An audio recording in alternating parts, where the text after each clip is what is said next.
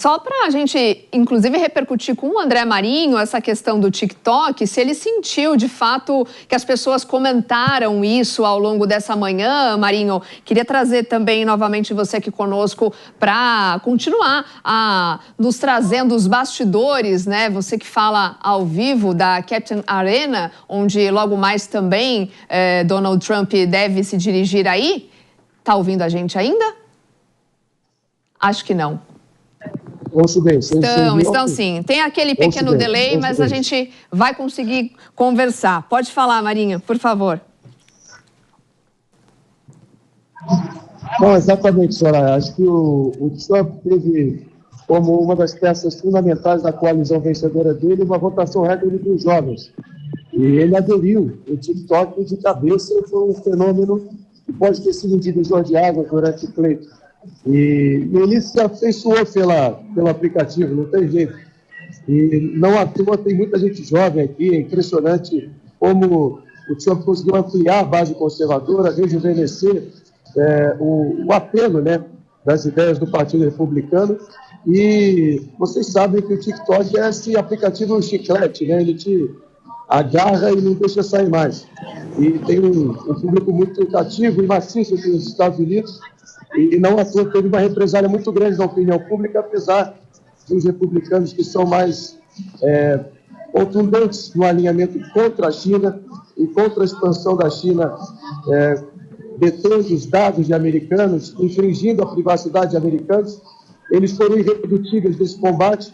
Teve até alguma representação assim, bipartidária dos dois partidos, mas o fato é que o Trump está em contato direto com o presidente do TikTok nos Estados Unidos e ambos estão fazendo afagos públicos entre si, e a tendência é que o Trump entre no circuito para tentar reverter ou de alguma forma neutralizar essa decisão da Suprema Corte. Mas eu acho que o Trump é um sujeito que é muito devedor das maravilhas das redes sociais para estar onde ele está. Ele mesmo reconhece que ele se considera um dos pioneiros do Twitter e, além de ser um dos maiores os mais habilidosos da história, né? Então, ele sabe operar habilmente aí às vezes, e não há dúvida para mim que ele vai tentar achar alguma composição. Apesar de ser algo revelador, porque no início do mandato dele, ele prometeu um combate assim, implacável em relação à China, onde pessoalmente se investiu em tentar banir o TikTok nos Estados Unidos, mas nada como um dia após o outro. Né? Agora, Marinho, com quem Enquanto você... isso, você me permite, Soraya? Pode falar. Um pouco aqui o ambiente. O pessoal aqui fazendo ola, tá parecendo o Mano Ferreira na Ilha do Retiro, vendo o esporte Recife dele. O pessoal fazendo ola, estádio de futebol, e não para de chegar frango frito, pizza. O pessoal aqui antecipou o almoço e sem pudor. Ô Marinho, sentindo a pulsação... De 2 litros. Sentindo a pulsação da arena, o que você diria que é o ponto mais esperado por esse público? Eles saíram de casa aguardando o que como ponto alto? A assinatura de alguma medida, o discurso do Trump? Qual é a maior expectativa do público que te cerca na arena? Eu vou te falar, mano, que parece que a sensação é que ainda há aquela sensação de suspense no ar. O pessoal aqui, por ter sido realocado na logística, está todo mundo ainda com uma incerteza em torno da logística em si, dos eventos que de fato vão transcorrer aqui. E isso está deixando o pessoal como se estivesse prestes a literalmente ver um jogo de futebol. Mas o pessoal vai estar assistindo aqui o discurso no Capitólio atentamente. São 4 megatelões aqui em cima, para todos os ângulos. Sem dúvida alguma, o Trump, como você bem descreveu, ele sabe dominar a arte da iconografia, produzir momentos icônicos, e sem dúvida alguma vai ter essa fusão que a política americana sempre representou tão bem, né? Entre a política e o entretenimento, essa mescla que faz isso um espetáculo apaixonante. Então, a expectativa aqui é de fato eletrizante. Como eu disse, uma sensação de alívio estampado no rosto de todo mundo, misturado com ansiedade e exaltação total, êxtase total. o alívio, realmente, porque a expressão que eu mais ouvi foi de que nosso pesadelo vai terminar e que o Trump está tentando cunhar a frase, né? Vai começar The Golden Age, né? A era dourada dos Estados Unidos, virou também mais um slogan do próprio Trump. Então, expectativa total, absoluta, e o frango frito não para de chegar, Mano Ferreira. Eu sei que se o Pepe estivesse aqui, já estaria lambendo os dedos já. Obrigada, Marinho, pelas suas informações. A gente vai mantendo contato ao longo de todo o morning, durante a programação aqui da Jovem Pan. E é isso, pelo que o Marinho falou, né? E até vou repercutir a sua pergunta para saber também a opinião do PP, da Mônica. O que será mais que essas pessoas, PP, estão ali aguardando, ansiosas? O que eles querem ouvir de Donald Trump? Talvez o discurso do comício no domingo fosse bem protocolar mesmo e a gente não teve grandes surpresas, mas talvez o de hoje venha com um toque a mais, e isso é o que as pessoas estão esperando? Não, primeiro que faz parte da cultura americana, né, essa posse, né, essa junção de pessoas para ver e aplaudir e celebrar o novo presidente da República, não é? Eu acredito que tem um ponto diferenciado em relação ao discurso do Trump ontem, que é exatamente o tom. Normalmente, quando o presidente toma a posse, né, ele dá o primeiro discurso, ele dá o tom exatamente do seu mandato. Então, dessa vez, a gente vai saber exatamente se a gente vai ver o Trump eleitoreiro, segundo o Fabrício questionou, ou o Trump que busca a unificação do povo dos Estados Unidos, né? A gente vai ver se o Trump realmente vai tentar colocar essas ideias de tarifas elevadas contra a China, contra o Canadá, contra o México, inclusive contra o Brasil. É bom lembrar que no discurso que o Trump fez recentemente, né, ele falou que o Brasil impõe muitas tarifas altas, elevadas aos produtos dos Estados Unidos. Então ele iria, de certa forma, exercer a reciprocidade, iria taxar os produtos brasileiros em relação aos produtos americanos, né? Ou seja, então eu sinto que esse discurso do Trump irá pautar como vão ser os próximos 4 anos. E as pessoas estão ansiosas na expectativa de saber qual Trump a gente vai ver e qual Trump a gente vai ter nos próximos 4 anos. E eu acredito que mais do que querer ver algum momento específico, eles querem pertencimento, eles querem estar todos lá juntos para comemorar esse grande momento. Mas é muito engraçado essa sensação de que uma mudança do presidente, uma nova gestão, vai mudar e vai resolver todos os problemas americanos, né? Essa sensação deles de, nossa, acabou o nosso pesadelo. E que aqui no Brasil também tem um pouco, né? A personalização excessiva do salvador da pátria.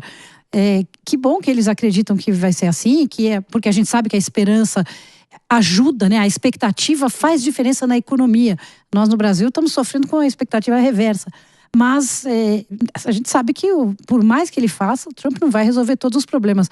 E em relação ao Brasil, as tarifas, a gente precisa lembrar que o Brasil não é visto pelos Estados Unidos como um parceiro econômico. O nosso produto que a gente exporta é muito parecido com o que os Estados Unidos também exportam. Então, quando eles não conseguem vender para a China, quem vai vender para a China somos nós, né? Nós somos mais concorrentes deles do que parceiro. As tarifas não fariam tanta diferença para nós. E falando em tarifas, o Fabrício tem uma atualização sobre isso, né? Tem sim. Já começam aqui a antecipar, a agência Reuters começa a antecipar aqui algumas das medidas que devem ser assinadas por Trump hoje. Havia grande expectativa em relação às tarifas e, pelo que tudo indica, Donald Trump deve assinar hoje um memorando para as agências federais americanas, pedindo que elas façam uma avaliação das relações comerciais com China, Canadá e México. Esses 3 países especificamente. Mas ele não vai impor esse aumento de tarifas hoje, como havia uma sugestão de que ele fosse fazer. Havia a expectativa de que ele prometeu, na verdade, aumentar em 10% as tarifas para qualquer produto importado lá para os Estados Unidos, produtos importados até incluindo aqui do Brasil, por exemplo, 60% em produtos importados da China, 25% do Canadá e do México. Então, há uma confirmação vindo aqui de assessores de Donald Trump para a agência Reuters, dizendo o seguinte, que Donald Trump vai assinar esse memorando pedindo uma avaliação de agências do governo federal sobre as relações comerciais, mas que ele não vai impor esse aumento de tarifas ainda hoje. É uma boa notícia, viu? Você sabe que em Brasília se diz que quando o presidente quer sinalizar que se importa com algo, mas não vai fazer nada sobre aquilo, ele cria uma comissão. Cria uma comissão, produz um relatório. Já é o efeito Mileia. Que é um aspecto simbólico. E nesse sentido, como a gente sabe que o efeito concreto para a economia americana seria inflacionário, seria de aumento de preços, isso poderia acabar sendo um tiro pela culatra se o Trump começasse o seu mandato impondo tarifas que iam gerar um aumento de preço, possivelmente revertendo a esperança em frustração. Então, é inteligente que ele comece tendo uma medida simbólica sobre isso, mas que não é efetiva. Agora, é bom lembrar, tem 3 aspectos, acho que diferentes, né? Quando o Trump falou que ia tarifar o México e o Canadá, é exatamente por conta do tráfico ilegal de imigrantes e do tráfico de drogas, né? Ou seja, para a China o motivo é outro. Na China o motivo realmente é a briga comercial e industrial com o produto chinês. Aí tem um ponto, mano, que se insiste colocar aqui que iria, com o tarifaço, aumentar o preço e a inflação nos Estados Unidos, né? Mas é bom lembrar que o Trump está mais preocupado em remontar o mercado industrial norte-americano, que está defasado pelos últimos anos, e menos preocupado com a questão da inflação. A gente sabe que se os Estados Unidos conseguir remontar suas indústrias, melhorar o processo industrial, o valor dos produtos irão diminuir e não aumentar. Tudo bem que isso é no médio e longo prazo, não no curto prazo, que certamente terá aumento dos produtos. O órgão mais sensível do ser humano, Pepe, é o bolso. As pessoas sentem o bolso de forma muito mais veloz do que qualquer outro órgão. Sim. Então, se houvesse um impacto imediato de aumento de preços, muito possivelmente a gente veria um efeito negativo na popularidade e nas expectativas sobre o início do governo. Por outro lado, se ele começar, de fato, conseguindo gerar desburocratizações, desregulamentações e todo o lado da agenda econômica que está associada nesse momento ao papel que vai ser desempenhado pelo Elon Musk, que tem aí, com isso, uma ideia de destravar a economia americana, de diminuir a necessidade de licenças para a operação, de permitir o empreendedorismo e a inovação com menos amarras, aí a gente pode ver um aumento de produtividade na economia americana que pode trazer boas notícias para o seu eleitor. E tem uma questão ali que é a relação do Banco Central americano com o presidente, que é muito diferente da que é no Brasil. Aqui no Brasil, aquilo que a gente viu no começo do mandato do presidente Lula, aquela briga com o Roberto Campos, nas redes sociais, pela imprensa, aquilo não acontece nos Estados Unidos. É sim. Não, lá existe uma conversa, não quer dizer que eles estão sempre de acordo, porque lá há independência. O Trump é público, Mônica, xingar o presidente do Banco Central na época dele. Mas a conversa, mas tudo bem, mas isso é o Trump fazendo as bravatas de Trump. Eles lá têm uma relação como posso falar, de negociação de bastidor muito mais real, e o Banco Central lá tem muito mais claro a necessidade de manter a taxa de juros baixa. Para eles, a subida de juros, eles entendem que isso impacta de uma forma muito direta as empresas e toda a economia. Então, a conversa com o Banco Central lá, o Fed deles, por isso que eu até perguntei aquela hora para o Pablo, vai segurar eventuais arroubos de aumentar a tarifa, porque eles sabem o impacto que isso tem. E será que essa própria experiência dele de um primeiro mandato e as próprias críticas que ele recebia na época servirão para ele fazer diferente agora? Então, essa é a pergunta, né? Qual o Trump que a gente vai ver nesse segundo mandato dele, né? Mas é bom lembrar, Mônica, tem um ponto diferente entre o Banco Central americano e o brasileiro, né? O Banco Central americano tem um mandato dual, né? Tanto se preocupa com a inflação, quanto se preocupa também com o desenvolvimento econômico do país. Já no Brasil, infelizmente, o mandato do presidente do Banco Central é só focado na inflação. Então, eu sinto que nós temos que buscar cambial, né? uma mudança institucional do Banco Central do Brasil para cobrar do presidente do Banco Central também responsabilidade de crescimento econômico, que não tem lá. Agora, nos Estados Unidos é muito diferente. Mas é bom lembrar que o Trump, no primeiro mandato dele, tem matérias assim, a rodo, né? Ele xingava o presidente na época do Fed, assim, diretamente. Mas conversava no bastidor, Pepe. Não, isso Mas, lá existia essa articulação. Ela acontece lá e aqui não. Bom, se vai ter alguma... Agora a gente tem alguma movimentação de segurança ali, parece, na Casa Branca? Segurança, alguém, a princípio... Acho que alguém não. Alguém saiu ali dentro da Casa Branca, foi dar um passeio, né? Fica de olho, né, para ver se alguém chega ou alguém sai, mas por enquanto só segurança. Exatamente, foram tomar um ar ali. Quando a gente fala dessa questão da inflação, se confirmada essa ideia do Trump de que ele vai aumentar as tarifas para produtos estrangeiros, impostos para produtos estrangeiros, né, para bens importados, e isso de fato fazer subir agora no curto prazo a inflação, muito possivelmente a gente vai ter um repeteco do que aconteceu com o Biden, né? Porque o Biden, como eu falei, pega a inflação em 2020 a 1,2%, ela chega a 8% em 2022 e aí ela cai para 3% agora. Não foi bom para o Biden. Certamente não seria bom para um possível sucessor de Donald Trump, quem quer que seja.